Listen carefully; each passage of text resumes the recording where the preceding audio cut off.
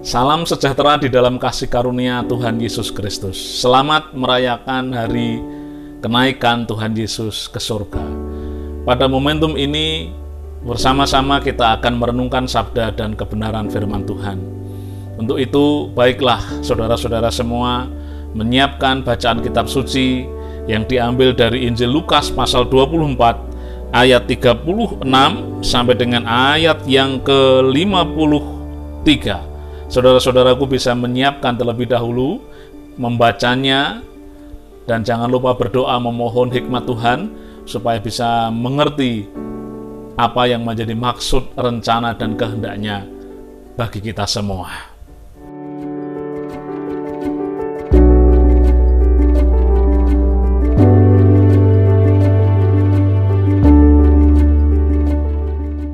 Nah, saudara-saudara, ayat kunci dalam renungan kita hari ini adalah ayat yang ke-48, demikian.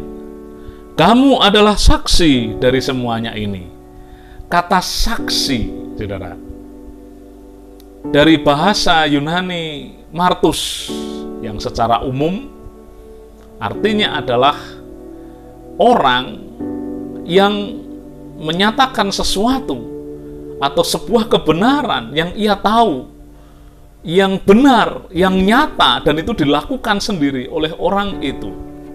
Nah, perintah atau kata bahwa kamu adalah saksi dari semua ini dinyatakan Tuhan Yesus kepada murid-murid sebelum ia naik ke surga.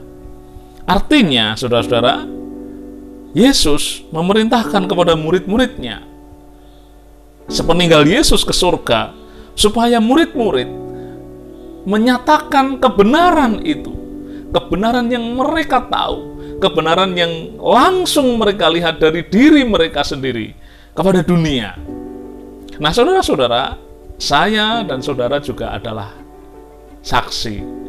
Saya dan saudara adalah penerus dari kebenaran dari apa yang disaksikan oleh murid-murid pada waktu itu. Dan kesaksian itu harus menjadi gaya hidup kita. Nah, saudara-saudara, pertanyaannya adalah, kita menjadi saksi soal apa? Apa yang kita saksikan? Apa yang dimaksud oleh Tuhan Yesus? Bahwa kamu adalah saksi dari semuanya ini. Semuanya ini itu apa? Nah, saudara-saudara, semua ini, kata semua ini, saksi dari semua ini, itu menunjuk kepada seluruh karya Yesus, kepada puncak dari penyataan Allah, yaitu Yesus Kristus, tentang kematian, tentang kebangkitan, tentang kenaikannya ke surga, dan tentang janjinya akan kedatangannya yang kedua kali, tentang penebusan dosa, tentang bagaimana rangkaian karya Yesus itu menjadi satu bagian dari rencana Allah untuk menyelamatkan manusia. Itu yang kita saksikan. Itu yang dimaksud oleh Tuhan Yesus dari kata saksi dari semuanya ini. Maka kemudian kita mengenal istilah hidup kita adalah kesaksian. Artinya, saudara, seluruh hidup kita, seluruh apa yang kita pikirkan, kita katakan, kita lakukan harus mencerminkan kemuliaan Kristus. Harus mencerminkan, menandakan bahwa saya dan saudara adalah orang-orang yang telah menerima keselamatan itu. Dan melalui tindakan, melalui ucapan, melalui perkataan kita, berita keselamatan itu, atau orang boleh melihat kemuliaan Allah di dalam apa yang kita lakukan itu. Nah, saudara-saudara yang dikasih Tuhan, intinya secara sederhana supaya semua orang melihat kemuliaan Allah, supaya semua orang merasakan cinta kasih Allah melalui apa yang kita lakukan dalam kehidupan sehari-hari. Itulah kesaksian, itulah yang kita saksikan. Nah, sekarang apakah yang kita saksikan itu valid? Apakah sesuatu atau kebenaran yang tadi sudah kita bahas itu adalah sesuatu yang benar? Mari kita lihat bersama. Nah, saudara-saudara yang dikasih Tuhan, pada waktu itu murid-murid sedang bercakap-cakap tentang peristiwa yang baru saja mereka alami. Satu peristiwa yang menggemparkan pada waktu itu, kematian Yesus. Yesus ada di kubur, lalu Yesus bangkit, Dan itu menjadi sesuatu yang hangat dibicarakan waktu itu. Nah, sementara mereka bercakap-cakap, Yesus tiba-tiba datang dan berkata, "Damai sejahtera bagi kamu."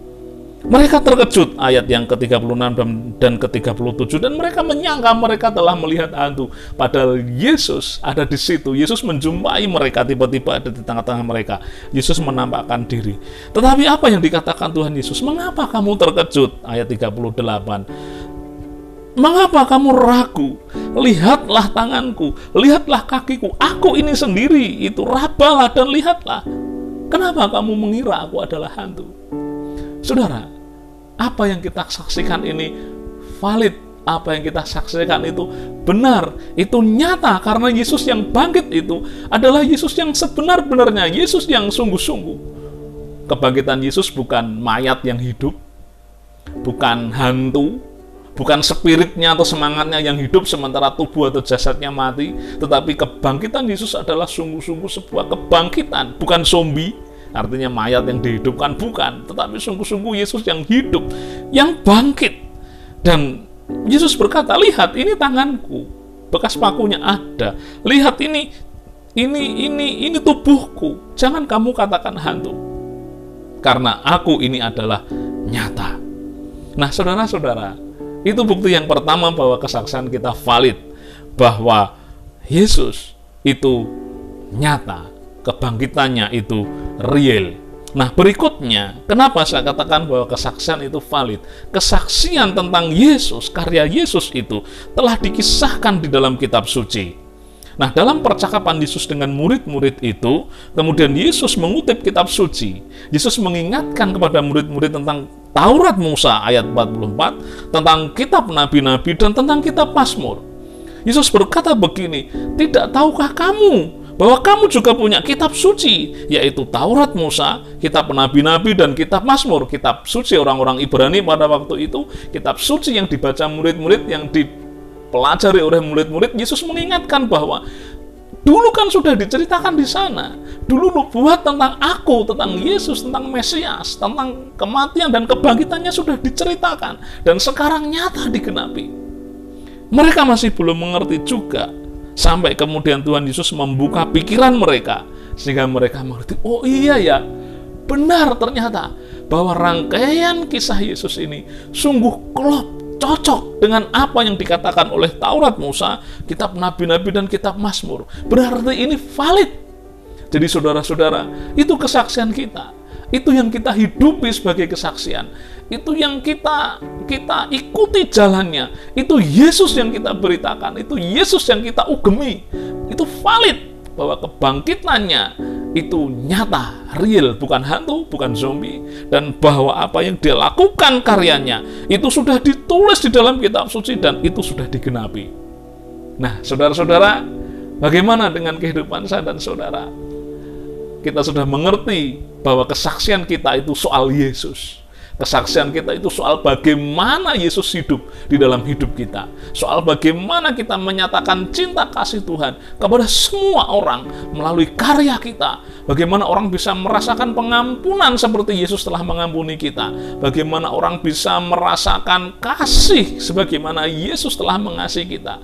Bagaimana orang bisa merasakan kemuliaan Allah seperti juga Yesus telah memuliakan kita.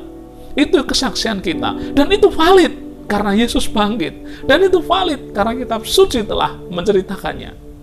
Nah, sekarang kita sampai kepada bagian yang terakhir. Bagaimana cara kita bersaksi?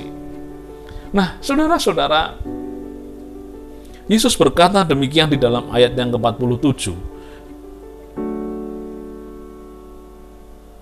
Berita tentang pertobatan dan pengampunan dosa harus disampaikan kepada segala bangsa, mulai dari Yerusalem.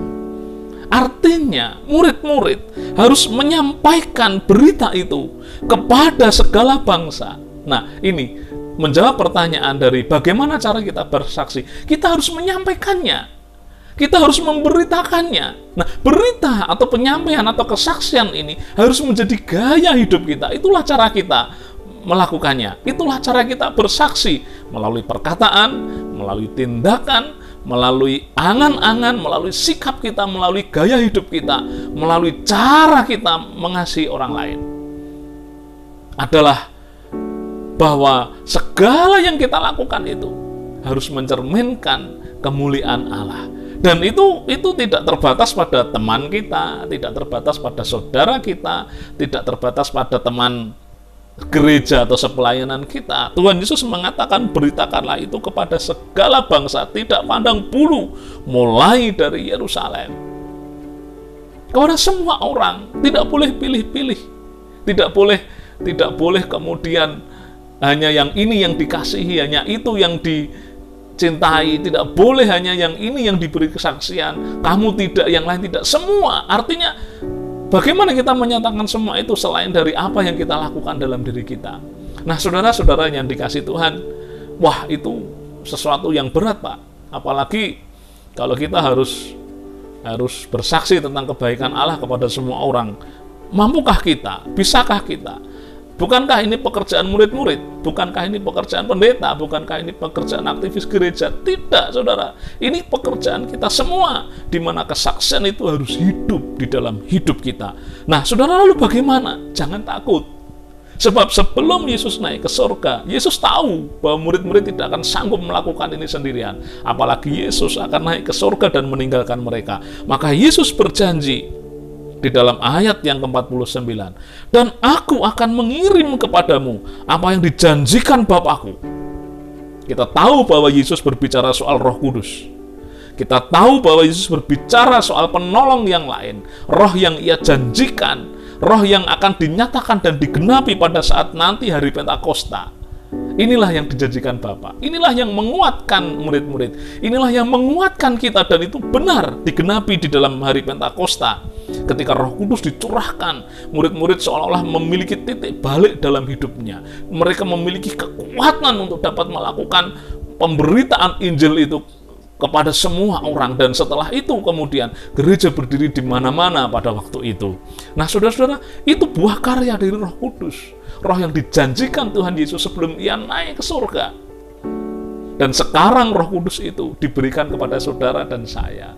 Dan sekarang roh itu hidup di dalam hidup kita. Itulah yang akan menguatkan kita. Itulah yang akan menuntun kita bagaimana caranya bersaksi. Itulah yang akan memberikan kekuatan kepada kita ketika kita menyatakan kesaksian. Terus bagaimana caranya? Lakukan saja. Hasilnya adalah bagian Roh Kudus. Lakukan saja. Nanti Roh Kudus yang akan kemudian menuntun kita. Metode bisa dipelajari, cara bisa dipelajari, tetapi Roh Kudus yang akan memberi kekuatan dan memampukan kita melakukannya. Nah, berikutnya adalah, mampukah kita? Mampu. Selain Roh Kudus yang dijanjikan Bapa yang menguatkan kita, saudara, ada satu syarat lagi, yaitu bahwa kita harus melakukan kehendaknya. Kita harus menuruti perintahnya. Sama seperti ketika murid-murid menuruti perintah Yesus.